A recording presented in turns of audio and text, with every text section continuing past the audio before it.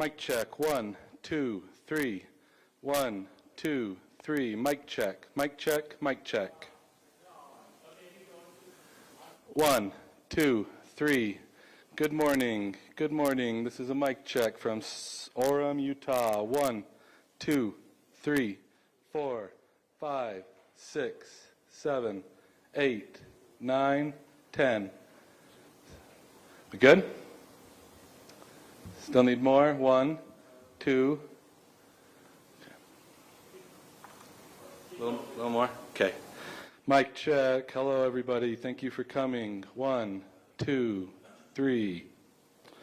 Mic check. 1, 2, 3. You're welcome.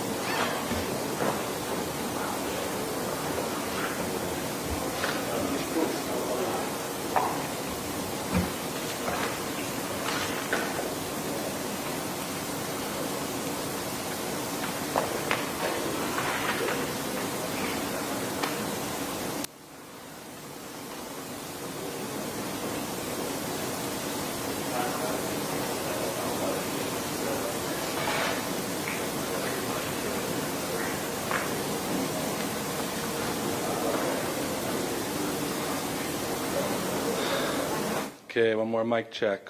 1, 2, 3. This is a mic check. 1, 2, 3. 1, 2, 3, 4, 5. Thank you.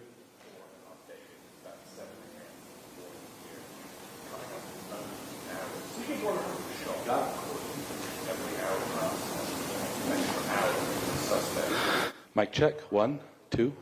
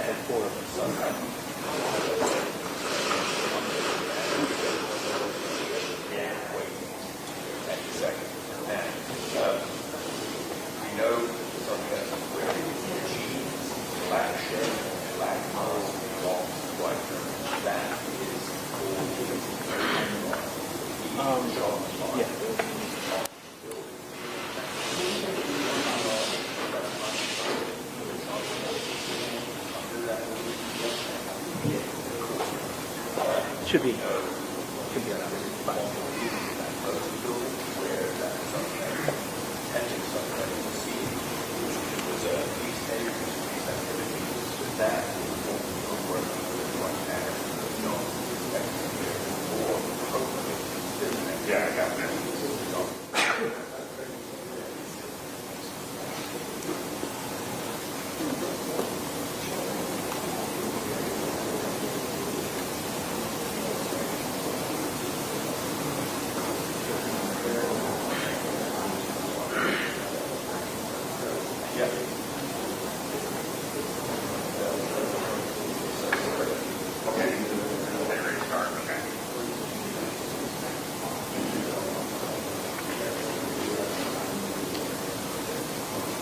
right. I mean, that's unusual news for the director of the FBI to be making that kind of statement when this is being handled by FBI on the ground, by local law enforcement, also heard a lot from the governor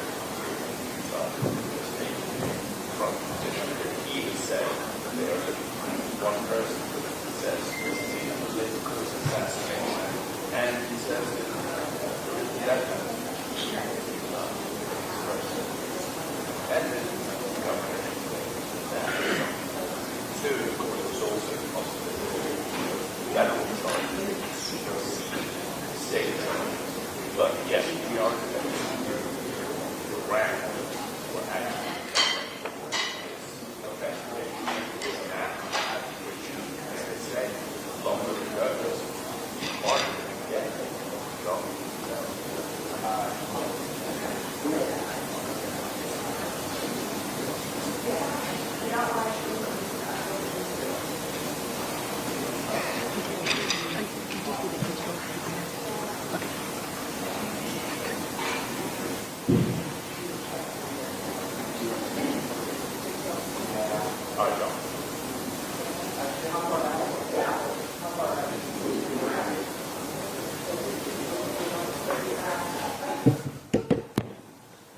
Hi everyone, my name is Hillary Kellner. I'm the Communications Director for the Utah Department of Public Safety. I just wanted to give you all a quick 5-minute warning.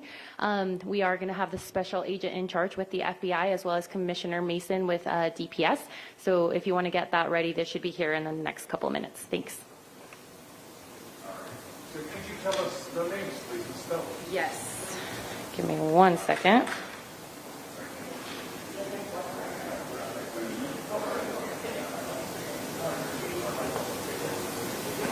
Here, I'll be right back.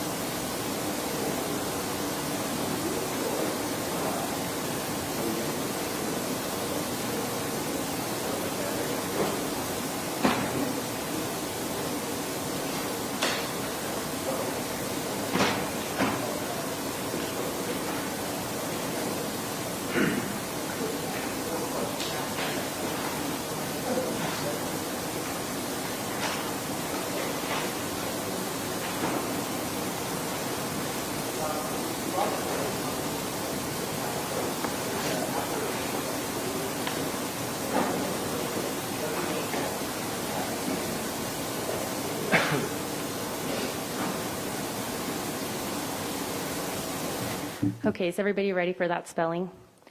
FBI speaker is Special Agent in Charge, Robert Bowles, R-O-B-E-R-T,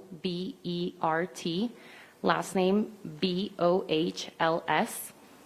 And then for the Utah Department of Public Safety, we have Commissioner Bo Mason, B-E-A-U, last name M-A-S-O-N. Anyone need me to repeat that? One more time. Robert Bowles, R-O-B-E-R-T, Bowles, B-O-H-L-S, and then Bo Mason, B-E-A-U, Mason, M-A-S-O-N.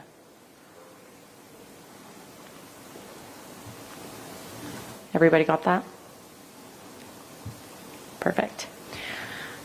Hi, everyone. My name is Hillary Kellner. I'm the Communications Director for the Utah Department of Public Safety. Today, we will have two speakers, one representing the state of Utah and one representing our federal agencies. They will be providing some updates as well as a recap of what happened here at Utah Valley University yesterday. We will be able to take a couple of questions after they are done speaking, but it will be short in order to stay in tune with the president speaking at 9:45. So I'll go ahead and introduce Commissioner Bo Mason.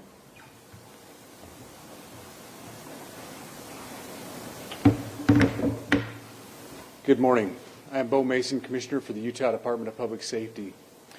I'd be remiss if we didn't start off today and recognize the significance of the day. Historically, on 9/11, law enforcement has come together as a group to recognize and honor those that sacrificed to preserve the ideals of this country, the freedoms of this country. And instead, we find ourselves today hunting a murderer who chose to violate our rights, the rights of an individual within this country. Just to recap yesterday's events, at around 12:20 p.m., political influencer Charlie Kirk was at Utah Valley University participating in a student-sponsored event with Turning Point USA. Charlie was shot at that event. He was transported to a local hospital where he later passed. Last night, his body was moved to the state office of the medical examiner. We will continue to facilitate movements to get him home today and with his family. Yesterday, during the investigative process, we located a couple of persons of interest. We interviewed those individuals, and after releasing them and after clearing them of being suspects, they face scrutiny. They face threats. We asked the public to be patient with the investigative process. These individuals were not suspects. They were people of interest. We ask that you do not impose into those people and that investigative process. They don't deserve that harassment for being subject to that. I'd like to thank all the investigators that are involved in this. They have worked around the clock. All day yesterday, through the night last night, investigators from the State Bureau of Investigations, from county, from city agencies, the university, our federal partners with the FBI, the ATF, and many others. Those are just a few of the people that we have involved in this. I'd like to thank all of them for their strong work. Through all that work last night, we were able to make a few breakthroughs. We were able to track the movements of the shooter. Starting at 11:52 a.m., this subject arrived on campus, shortly away from campus. We have tracked his movements onto the campus, through the stairwells, up to the roof, across the roof to a shooting location. After the shooting, we were able to track his movements as he moved to the other side of the building, jumped off of the building, and fled off of the campus and into a neighborhood. Our investigators have worked through those neighborhoods, contacting anybody they can with doorbell cameras, witnesses, and have thoroughly worked through those communities, trying to identify any leads. We do have good video footage of this individual. We are not going to release that at this time. We are working through some technologies and some ways to identify this individual. If we are unsuccessful, we will reach out to you as the media and we will push that publicly to help us identify them. But we are confident in our abilities right now, and we would like to move forward in a manner that keeps everyone safe and moves this process appropriately. Last night I communicated with Erica. The family's devastated. As a Commissioner of Public Safety, as a father, as a husband, I can only imagine what that family's going through. The heinous event that happened yesterday is not Utah. This is not what we're known for. Over the past several weeks, we've seen this state come together to help families in mourning, come together as a community to show what Utah is known for a state of character, of service, of camaraderie, of a neighboring feel. We will not stand for what happened yesterday. We are exhausting every lead. We have every officer invested in this, every investigator, every local agency. The outpouring of support from the law enforcement community has been astounding. We are investing everything we have into this, and we will catch this individual. Having walked through the crime scene, through the hallways of this school, through the classrooms, I can't imagine what the people on scene felt as well. A horrific event where some of them barricaded in classrooms, some of them ran in fear. Can't overstate the tragedy and the horrific event that yesterday was, and how we will work to bring to justice the actions of one individual or any other individuals that assisted in that. Our state has gone through a lot, and we will come out successful. With that, I'll turn the time over to Special Agent Bowles in charge. Good morning. My name is Robert Bowles, and I am the Special Agent in charge of the Salt Lake Field Office. Following yesterday's tragic shooting of Charlie Kirk, FBI agents have been working around the clock in coordination with our law enforcement partners. We are and will continue to work nonstop until we find the person that has committed this heinous crime and find out why they did it.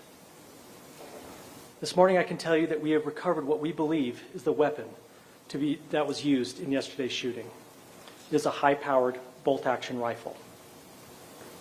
That rifle was recovered in a wooded area where the shooter had fled. So the FBI laboratory will be analyzing this weapon. Investigators have also collected footwear impression, a palm print, and forearm imprints for analysis. Now, I understand there are a lot of questions about motive. I assure you that all leads, tips are being fully investigated. As of this morning, we have received more than 130 tips. We thank the community for that. The FBI has brought every resource to bear, and we will continue to do so throughout the course of this investigation. The FBI's mission is to protect the American people. It's to uphold the Constitution of the United States. Any attack on the First Amendment is an attack on the very foundation of our democracy. That is why we will relentlessly pursue this case and the shooter until we find him. We also continue to grieve with the family and the community. It's our community. If you have any video or images from the shooting, we ask you to please submit them to our digital media tip website at www.fbi.gov/Utah Valley Shooting. You can also call the FBI at 1-800-CALL-FBI. We truly rely on the public's help in these types of cases, and no tip is too small or insignificant. Thank you. Commissioner James Matthews from Sky News. Can I ask about the shooter? There's clearly information about him or her. You say you're confident in this thing in terms of tracking down who they are. Can you talk to us about their movements, their demeanour? Do you think it's a man? And also, can I ask, what were the security arrangements in place? Was that route being monitored? It's a question many people will have. Absolutely. So what I'll release about the suspect is suspect blended in well with a college institution. We're not releasing many details right now, and we will soon. But right now we're not. But that individual appears to be of college age.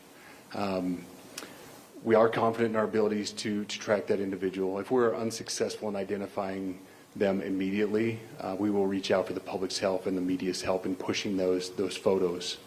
That was a new development overnight, working through the night, studying those cameras. So that's something that's new and that we're working through right now. As far as the security, I cannot speak to that.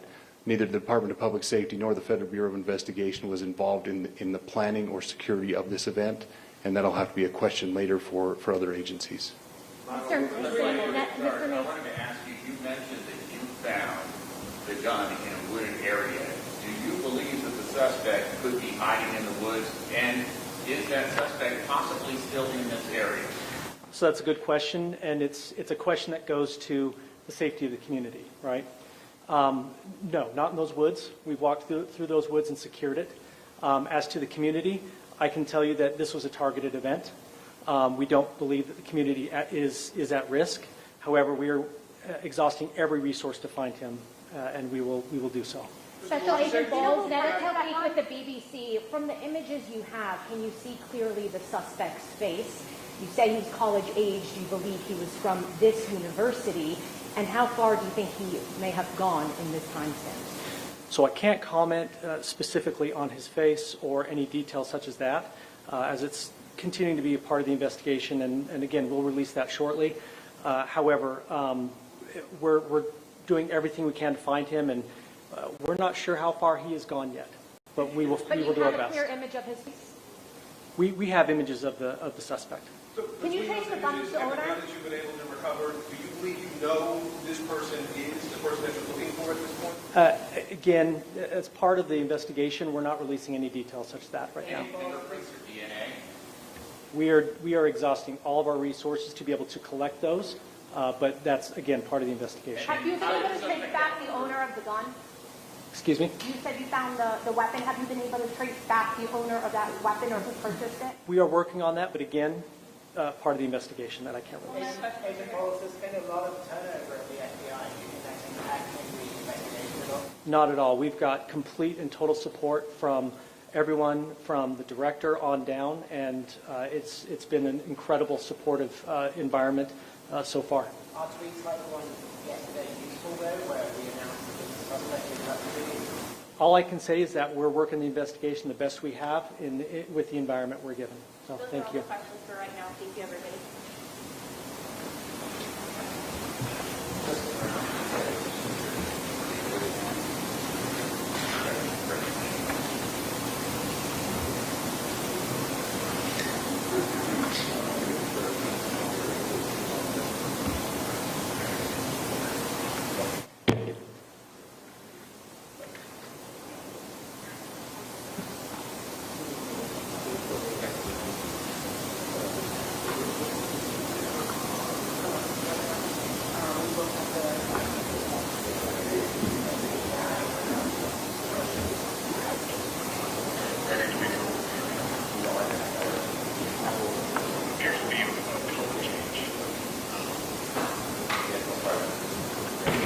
Yeah, for 7:30.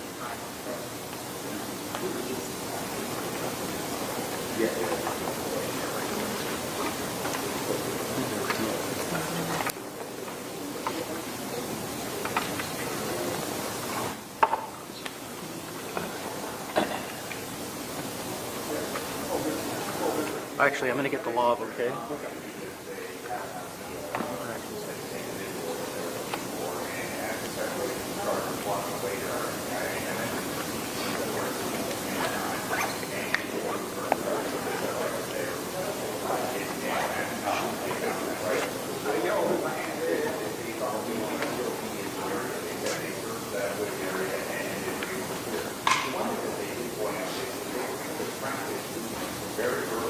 Okay, my mic should be hooked up.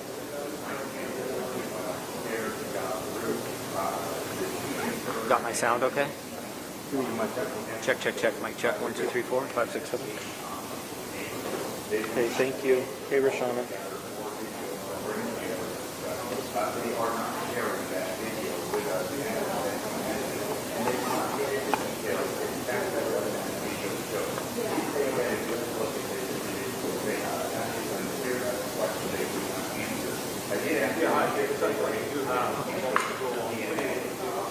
Clearly, the sentence is right now. Got it, thank you.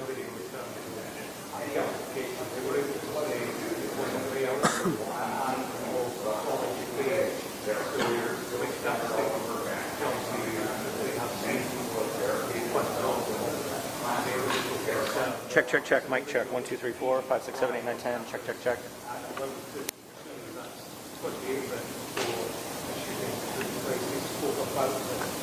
Having input cameras, frequent went to the shooting, move to the other side, fire the shot, went in towards the neighborhood. They spoke about the high power light being covered. They have that critical pressure also cameras and forearm. So they have a box. Hi, Shelley. How are you doing? Good to see you.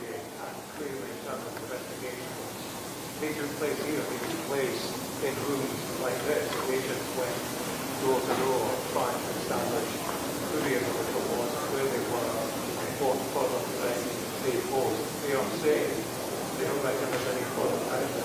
Community talking about this as a targeting act. You have the Okay, 1 minute. he didn't commit to a motivation for it, but he did say that we didn't condone an attack on the First Amendment, freedom of speech. So it's leading toward what we've had already, the political motive to all of this. Of course, until we find out who the responsible person there, then they don't have any motive to make the first hand. So college age, this is a place where students tended to be rather old and large portion of the population, mid-20s and upwards. So that doesn't necessarily fit it down to the 18-22 age bracket. But investigation really both on this stage in terms of video and something else. They are speaking to people in the neighborhood, essentially tracking the route that they get